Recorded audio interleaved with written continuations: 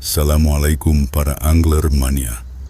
Kali ini kita pakai umpan andalan yang lagi banyak dipakai, yaitu lumut busa.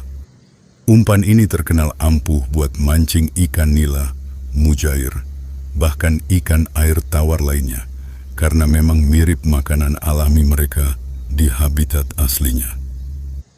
Teksturnya lembut, gampang dibentuk, dan kalau diracik dengan benar, dijamin bikin ikan gak tahan buat nyambar. Tipsnya, pilih lumut yang masih segar, warna hijau cerah, dan jangan terlalu kasar biar hasilnya maksimal. Pasang di kail secukupnya. Jangan terlalu tebal, biar ikan gampang makan dan langsung strike. Gaskan strike hari ini, pakai lumut busa. Jangan lupa like, follow, dan share ke teman mancing kalian.